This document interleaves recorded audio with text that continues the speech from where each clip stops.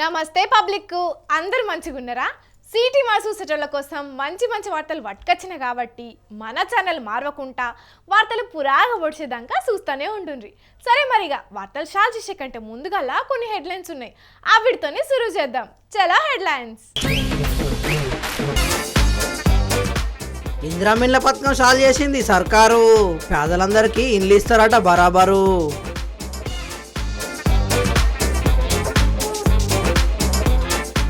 RTC బస్సులు ఆపుతలేరని మహిళలు చేసిరు నిరసన. కొత్త బస్సులు కొని సౌలతులు పెంచుతారో మరి ఇగనన్నా.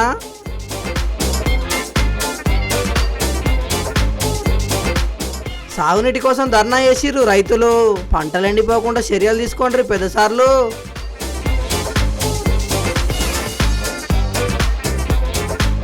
ఆస్కార్ ఫంక్షన్లో మల్లోపారి మెరిసింది RRR. అవార్డు ప్రకటించడానికి వచ్చిన మనిషిని చూసి అయ్యిర్రు పరేషాను.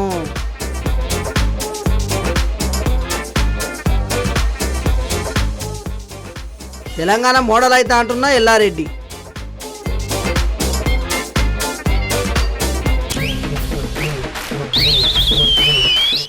అధికారంలోకి వస్తే 6 గ్యారంటీలు అమలు చేస్తామని చెప్పిన కాంగ్రెస్ పార్టీ అన్నట్టుగానే ఒక్కో గ్యారంటీని అమలు చేసుకుంటా పోతున్నది. ఇప్పటికే 4 గ్యారంటీలు అమలు చేసిర్రు కదా, ఇక ఇలా ఇందిరమ్మ ఇండ్ల పేరు మీద ఇంకో గ్యారంటీని కూడా అమలు చేసే కార్యం సురువు చేసింది. మరి ఆ ముచ్చట్లేందో పురాగా అరుచుకోవాలి కదా.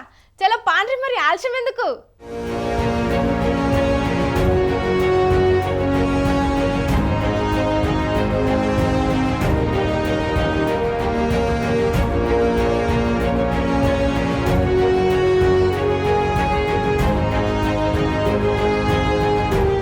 పక్కా ఇండ్లు లేని పేదలకు ఇందిరమ్మ ఇండ్లు ఇచ్చే కార్యాన్ని ఇవాళ భద్రాచలంలా డిప్యూటీ సీఎం బట్టి విక్రమార్క, మంత్రులు తుమ్మల, పొంగులేటి, ఉత్తమ్ కుమార్ రెడ్డి, కోమటిరెడ్డి, కొండా సురేఖతోని కలిసి షాల్ చేసిండు.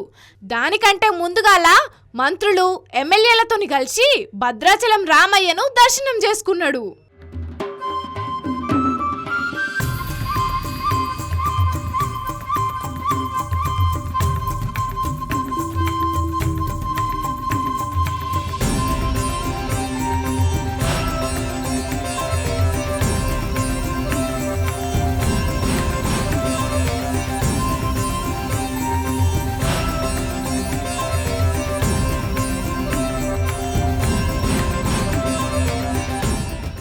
టెంకబెట్టిన సభల సీఎం రేవంత్ రెడ్డి మాట్లాడుకుంటా భద్రాచలం స్వామివారి ఆశీర్వాదం తీసుకొని ఈ పథకాన్ని షాల్ చేసినట్టు చెప్పిండు. ఇందిరమ్మ ఇల్లు బడుగుల ఆత్మగౌరవం కాబట్టి ఈ ఇండ్ల పట్టాలన్నీ మహిళల పేరు మీదనే ఉంటాయని చెప్పిండు. ఇక కేసీఆర్ చెప్పిన డబుల్ బెడ్రూమ్ ఇండ్ల గురించి ఏం చెప్పిండో ఇనుండ్రి. అందుకే ఇవాళ నేను ఒక్క మాట సూటిగా కేసీఆర్ కు సవాలు విసురుతున్నా.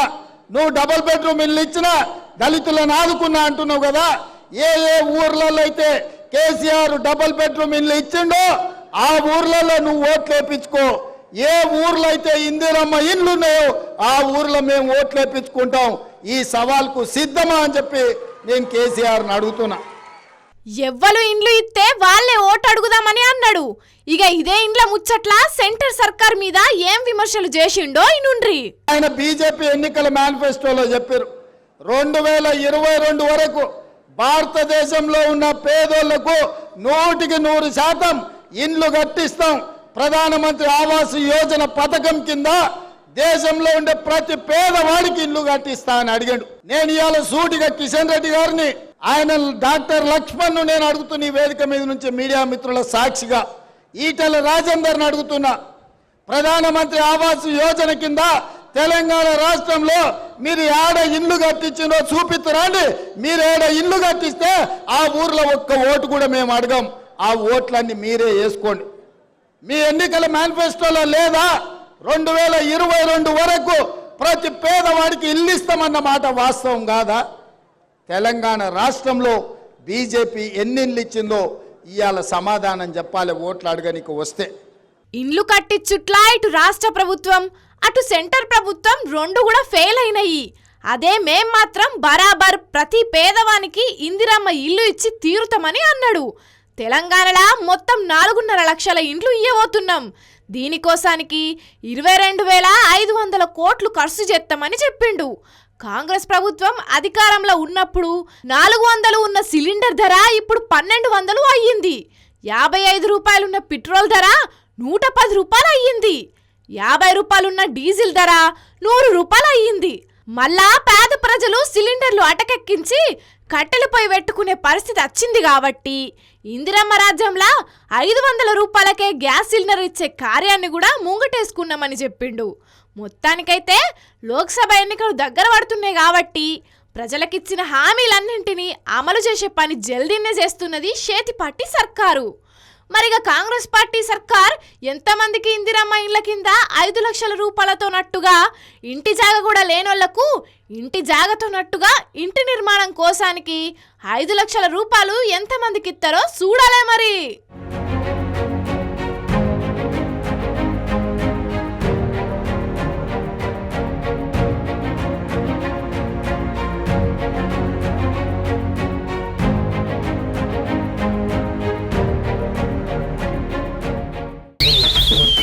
మహిళలకు ఆర్టీసీ బస్సులలో ఉచిత ప్రయాణ పథకాన్ని తెలంగాణలో మేము విజయవంతంగా నడిపిస్తున్నామని ప్రభుత్వ పెద్దలు దినం బ్రహ్మాండంగా చెప్పుకుంటూనే ఉన్నారు. ఈ పథకం కోసం ఇంకిన్ని కొత్త బస్సులు కూడా కొనబోతున్నామని మంత్రి పొన్నం సార్ కూడా చెప్పిండు.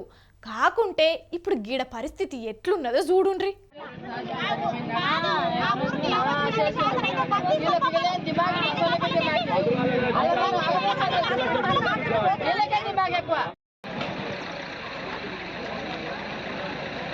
ఆర్టీసీ బస్సులు మా ఊళ్ళో ఆపుతలేరని చెప్పి వికారాబాద్ జిల్లా పరిగి మండలం తొండపల్లి ఊరి జనాలంతా ఇట్లా రోడ్డెక్కిర్రు. పాపం గీలకు కింద కూకునుడు కష్టమవుతుందని చెప్పి సీదా కుర్చీలు తెచ్చుకొని మరీ కూకున్నారు. ఇక కుర్చీలల్లో కూకుంటే ఎంతసేపైనా ఏం తక్లీఫ్ కాదు. మా సమస్య తీరేదాకా ఇక్కడికెంచి కదిలేదు లేదని చెప్పి పరిగి షాద్నగర్ మెయిన్ రోడ్డు మీద కూకుండి రోడ్డు మొత్తం బ్లాక్ చేసిర్రు. మహిళలకు ఫ్రీ బస్సు పథకం షాల్ చేసిన కాడు నుంచి మా ఊళ్ళే బస్సు ఆపుతలేరని గరానికి వచ్చిర్రు. ఫ్రీ బస్ అయినా అసలు ఆపట్లేదు. ఆడవాళ్ళ ప్రశ్న లేదు. అసలు బస్ స్టాండ్ కి వెళ్ళి అక్కడ దిగొస్తారు. బస్ స్టాండ్ లో ఎంత మందికి లెటర్లు ఇచ్చేసినా కూడా బస్ ఆపట్లేదు. ఇక్కడ బస్ స్టాప్ ఉందా? బస్ స్టాప్ ఉంది ఇక్కడ. 50 సంవత్సరాలు అవుతుంది బస్ స్టాప్ ఉంది ఇక్కడ. ఊరికి బస్ స్టాండ్ ఉంది. అయినా బస్ ఆపట్లేదు. మేము ఎంత రిక్వెస్ట్ చేసి ఎంత చేసినా మేము ధర్నా చేస్తామంటే చేసుకోకండి అన్నాడు. మేము ఈరోజు ధర్నా చేస్తున్నాం. రావాలి ఖచ్చితంగా ఎవరు వచ్చి మా పరిష్కారం చెప్పాలి. ఈరోజు అధికారులు వచ్చి మా సమస్యకు పరిష్కారం సూచించేదాకా ఇక్కడికెంచి కదిలేది లేదని మహిళలంతా రోడ్డు మీదనే ఉండే వరకు ట్రాఫిక్ బగ్గజమైంది. పోలీసులు వచ్చి వాళ్ళని అక్కడికెంచి తీసుకుపోయే ప్రయత్నం చేసినా కూడా వాళ్ళు మాత్రం అస్సలుగా వెనుకకు తగ్గలేదు. ఆటోలు ఆపుతుండ్రు, ఆటోలు ఎక్కిపోతుంటుంది. ఇప్పుడు ఆటోలు కూడా లేకుండా అయినాయి. ఏం కావాలి మా పరిస్థితి? ఫ్రీ బస్సులు అయినాయి అంటే ఆపడే లేదు. మీరు ఏం డిమాండ్ చేస్తారు? మేము పాపం ఇదివరకు ఆటోలా మంచిగానే నడిచేదట. ఇక ప్రీ బస్సులు అయిన కాడ నుంచి ఆటోలు కూడా ఎవ్వరు నడుపుతలేరట. ఇటు బస్సులు ఆపక అటు ఆటోలు లేక మేము ఎట్లా తిరుగుడు ఏం కథ అని ఇట్లా అక్కడ వాళ్ళంతా కోపానికి అత్తున్నారు సర్కార్ మీద. ఇక ఆఖరుకు మీ ఊరి దగ్గర బస్సులు ఆపేటట్టు చర్యలు తీసుకుంటామని పరిగి ఆర్టీసీ డిపో మేనేజరు హామీ ఇచ్చినాక నిరసన విరమించిర్రు. అయ్యా రవాణా శాఖ మంత్రి పొన్నం సారు, మీరు మహిళలకు ఫ్రీ పథకం పెట్టి మంచి పని చేసిర్రు గాని ఇట్లా బస్సులు ఆపకపోయే వరకు చాలా మంది ఇబ్బందులు పడుతున్నారు. మరిగా ఇక్కడ ఒక్క కాండే కాదు, చాలా జాగాల్లో కూడా ఇట్లనే అవుతున్నది. ఇదివరకు ఆర్డినరీ స్టాప్లల్లా రిక్వెస్ట్ చేస్తే ఎక్స్ప్రెస్ బస్సులు కూడా ఆపుతుండేది గాని ఇప్పుడు మాత్రం అస్సలకే ఆపుతలేరు. అర్జెంటు ఉన్నప్పుడు పెద్ద గోసే అవుతున్నదని చాలా మంది ప్రయాణికులు బాధపడుతున్నారు. కాబట్టి ఇప్పటికైనా ఈ తిప్పలని తీరే ఉపాయం చేయుర్రి సారు అంటున్నారు ఆర్టీసీ బస్సులు జయంగా అవస్థ పడుతున్న జనాలు.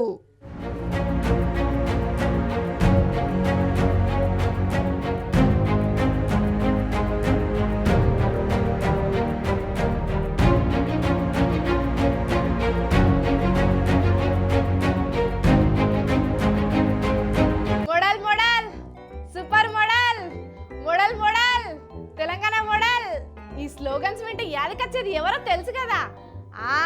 మన మోడల్ అని చెప్పుకునే మాజీ మంత్రి మల్లారెడ్డి సారే. అయితే పవర్ పోయినాక జర సార్ అప్పటంత హుషారుగా లేకపోయేసరికి ఇప్పుడు నేను మోడల్ అయితే అంటుండు మా మామ.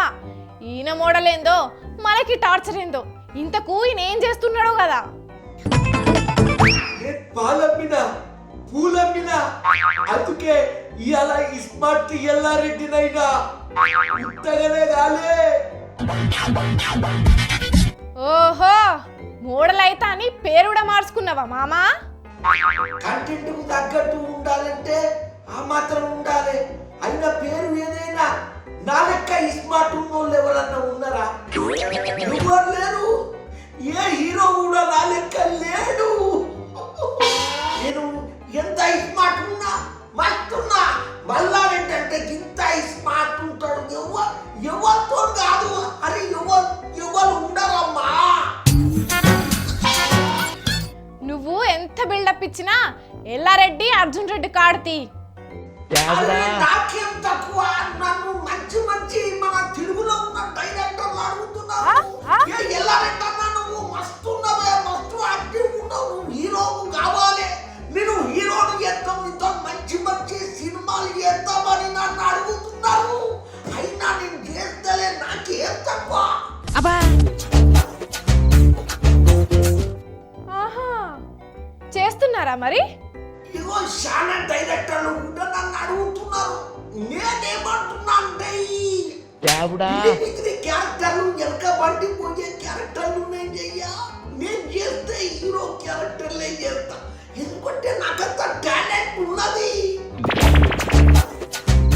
ముసలోనికి దసరా దోతి అంటే ఇదేనేమో.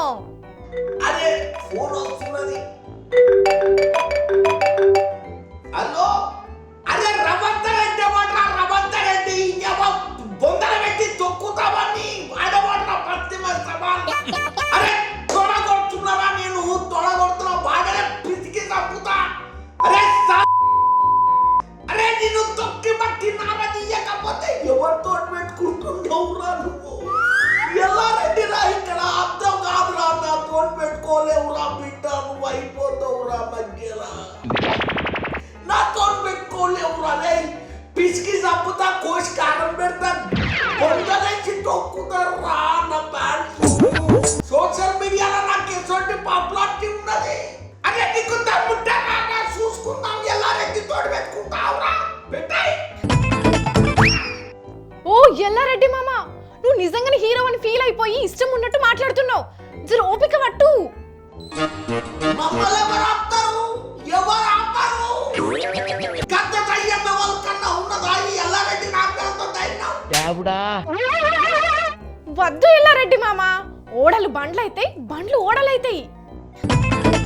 మన తాన మస్తు పైసలు ఉన్నాయి, ఏది మారకుంటే నేను చూసుకుంటా కదా. ఉత్తగానైనా ఇంత పెద్ద లీడర్ అయినా, ఇంత పెద్ద సెలబ్రిటీ ఇలా గూగుల్లోకి పోయి సోషల్ మీడియాలో కొట్టి చూడు, ఎల్లారెడ్డి అంటే ఏంది? ఒక ఫైర్, ఒక అది ఎల్లారెడ్డి అంటే కట్టున్నది. ఎవరు అన్నాడు? నా గురించి చెప్తారు. పైసలతోని అన్ని పనులు కావు, జర సైజు ఆగు. అరే ఇంకట్లా అవుతే నేను ఎల్లారెడ్డిని ఎందుకు అవుతానమ్మా?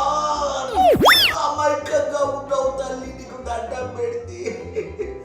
నేను పాలమ్మినా పూలమ్మినా ఎంతో మస్తు కష్టపడ్డానమ్మా, నీకు తెలియదమ్మా నా గురించి, నీకు అర్థమైతే లేదు. ఈ ఎల్లారెడ్డి అంటే అంత ఈజీ కాదు. సాల్తి, కాలేజీ పోరగాళ్ళు సంబరపడ్డంత మాత్రాన ఏడికి పోయినా అదే డైలాగ్ గొట్టకు. మళ్ళీ ఈ కాలేజీలు విడిచిపెట్టి పూలు అమ్ముకునే పరిస్థితే వస్తది. అరే ఎల్లారెడ్డి అంటే ఏమనుకుంటున్నారమ్మా? నేను తెలంగాణకు మాటల హీరోని. అరే హీరోనమ్మా, ఎంత హీరో. ఏమనుకుంటున్నారు? సోషల్ మీడియాలో చూస్తలేరా నా గురించి? చిన్న వీడియో పెట్టిన మీడియాలలో పోతే అమ్మా నీకు అర్థమైతే. నేను అట్టోని కాదమ్మా. ఈ ఎల్లారెడ్డి అంటే ఎన్ని కాలేజీలు ఉన్నాయి, నా పేరేంది, నా పత్తారేంది, పూలమి పాలమి కష్టపడి సంపాదించిన. నేను ఏందనుకుంటున్నారు మీరు? అరే అట్లా కాదమ్మా.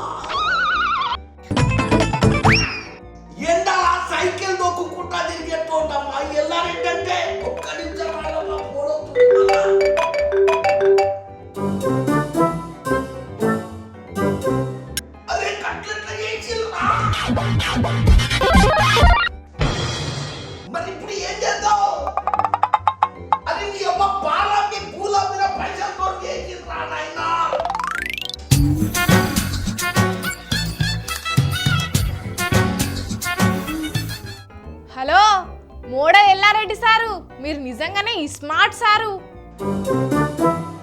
అరే నేనేమి స్మార్ట్ అమ్మా, నాదంతా ముసలి మొఖమమ్మా, ముడతలు పడ్డాయి. ఏమి స్మార్ట్ నేను ఎలా లేనమ్మా, ఈ స్మార్ట్ కాదు ముసలమ్మా. అయ్యో అట్లంటారేంటి సారు, మీరు సినిమాలో హీరోగా చేయాలి. అరే నా బతికే అక్కడ సినిమా అవుతున్నదమ్మా, నేను హీరోనేదమ్మా. నా మొక్కం అసలు హీరో మొక్కమేనమ్మా. ఏ మొక్కం నాకు అడ్డమైన మొక్కం, ముడతలు పడ్డ మొక్కం. చ మీ తాన ఫుల్ పైసలు ఉన్నాయి కదా సారు. అరే రామచంద్ర నీకు ఎట్లా చెప్తున్నామ్మా, ఇప్పుడు దాన్ని ఎట్లా కాపాడుకోవాలో నాకు అర్థం కాక నేను కింద మీద తడుకలాడుతున్నాను. మొత్తం నా జిమ్మి తింటున్నావు కదమ్మా. మీరిప్పుడు ఏదో తొడగొట్టి సవాల్ ఇసురుతారు కదా, అనుండ్రి ఎల్లారెడ్డి గారు. ఇప్పుడు తొడగొడితే అది లెగ్ పీట్ అవుతుందని అనిపిస్తున్నదమ్మా. అట్లా తొడగొట్టద్దు. ఇప్పుడు మీ నోటి నుంచి పూలమ్మిన డైలాగ్ వినాలని ఉన్నది సారు. ఒక్కసారి చెప్పరా ప్లీజ్. అరే పూల మూడు కాదమ్మా, ఇప్పుడు ఆ పూలే నా నెత్తి మీద పడేటట్టు అయిపోయినాయి. ఈ ఎల్లారెడ్డి బొక్కే ఆగమయ్యే కథ కాడికి వచ్చింది. నేనేం చేసినంటే నాకు తెలియదు, ఊపు మైక్ పట్టుకొని తొడలు కొట్టి జబ్బలు కలిసిన మంది చూసి ఎగిరబడ్డ. అట్లా ఎగరొద్దు. రవంతన్న రెడ్డి దగ్గరికి పోయి పట్టిలాడుకోవాలి. ఏం చేస్తాం, తప్పదు. నోటి తూలా ఎమోషన్ అయితే మనం హీరోలం అనుకుంటామమ్మా. హీరోలం కాదు, హీరోలం ప్రతిపక్షంలో ఉన్నాం, అధికారంలో ఉన్నోళ్ళే హీరోలమ్మా. ఒక్క నిమిషం హలో, అరే రవంతన్న రెడ్డి అన్న దగ్గరికి పోవాలా? ఏడున్నారు రావులేగన్నారా? తొందరగా రండి. అన్న తానికి పోయి పట్టిలాడుకొని ఏదో కాంప్రమైజ్ చేసుకోవాలరా బిడ్డ, నీకు అర్థమైతలేదు. చూసినారుల్లా, అధికారం ఉన్నప్పుడు తొడలు కొడితే అధికారం పోయినప్పుడు తొడలు వణుకుతాయి ఇట్లా. అందుకే అధికారం ఉన్నా లేకున్నా ఒక్క తీరు ఉండాలనేది. అన్నట్టు మన మాజీ మంత్రి మల్లారెడ్డి కథ కూడా గిట్లనే ఉన్నది. ఆయన కాలేజీ బిల్డింగ్లు ఆక్రమణలో ఉన్నాయని కూల్చుతున్నారు. రేపు రారా, ఛాలెంజ్ చేస్తున్నా, నిలబడదాం.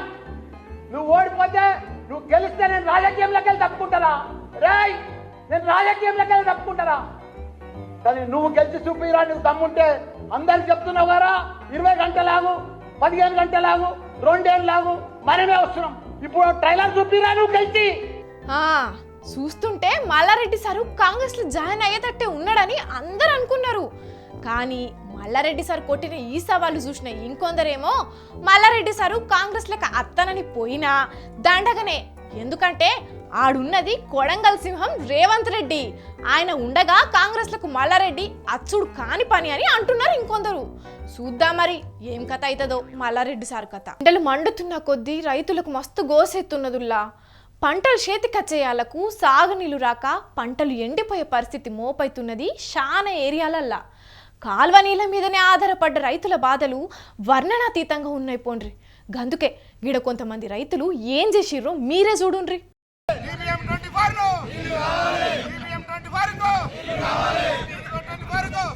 హన్మకొండ జిల్లా కమలాపూర్ మండలం అంబాల ఊళ్ళే మాదన్నపేట, శ్రీరాములపల్లి, అంబాల, గునుపర్తి ఊళ్ళల్లుండే రైతులంతా వరి, మొక్కజొన్న పంటలు చేతికచ్చేయాళ్లకు నీళ్లు లేక ఎండిపోతున్నాయని చెప్పి హన్మకొండ పరకల మెయిన్ రోడ్డు మీద ఇట్లా ధర్నాకు దిగిర్రు. ఆందోళన ఎక్కువ కాకుండా పోలీసులు కూడా బగ్గమందే కావాలన్నారు. కరెక్టు పంట కోతకచ్చే టైంలా నీళ్లు రాకపోవట్లా 4000 ఎకరాల పంట నష్టపోయే పరిస్థితి ఉన్నది కాబట్టి ఎంబట్నే నీళ్లు విడుదల చేయాలని డిమాండ్ చేసిర్రు. నీళ్లు విడుదల చెయ్యకుంటే రైతులకు ఆత్మహత్యలే శరణ్యమని బాధపడుతున్నారు. ఈ ముచ్చటిట్లుంటే జనగామ జిల్లా దేవరుప్పుల మండలంలున్న రామరాజుపల్లి, ధారావత తాండా, ధర్మగడ్డ తాండా, సీతారామపురం, ధర్మపురి ఊళ్ళల్లా ఎండిపోయిన పంట పొలాలను మాజీ మంత్రి ఎర్రబెల్లి దయాకర్ రావు పరిశీలించిండు.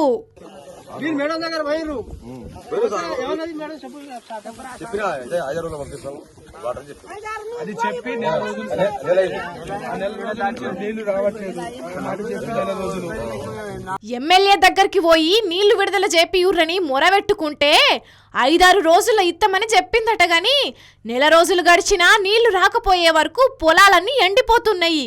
ఇక ఈ పొలాలను చూసినా దయాకర్ అన్న అధికారులకు ఫోన్ కొట్టి ఎంబట్నే రైతులకు సాగునీళ్లు విడుదల చేయాలని అధికారులను కోరిండు.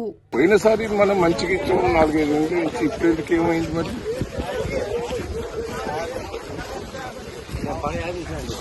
అర్థం కాకపోతే ఎన్ని మనం చూసుకోవచ్చు కదా, పొలాలన్నీ ఎండిపోయినాయి కదా. ఎన్ని రోజులు ఇస్తావు నాకు నీళ్ళు? ఎండిపోయినాయి ఈ 2 రోజులు ఇస్తే కొద్దిగా కాపాడుకోవచ్చు అని. మరిగా ఇప్పటికైనా నీళ్లు విడుదల చేస్తారో లేదో తెలియదు గాని రైతులు మాత్రం పంట చేతికొచ్చే యాళ్లకు నీళ్లు లేక నష్టపోతున్నారు. అయినా ఒక్క వరంగల్ దిక్కే కాదు, ఇప్పుడు తెలంగాణలున్న చాలా ఏరియాల్లో కూడా నీళ్లు లేక రైతులు అరిగోసపడుతున్నారు. కాబట్టి సీఎం రేవంత్ రెడ్డి సారు మీ రాజకీయాల కోసానికి ప్రజలను ఆగం చెయ్యకుర్రి. రాజకీయంగా ఏమన్నా ఉంటే మీరు చూసుకొండ్రి గాని రైతులకు మాత్రం తిప్పలు లేకుండా సాగునీళ్లను విడుదల చేయుర్రని డిమాండ్ చేస్తున్నారు సాగునీటికి అవస్థ పడుతున్న రైతులు.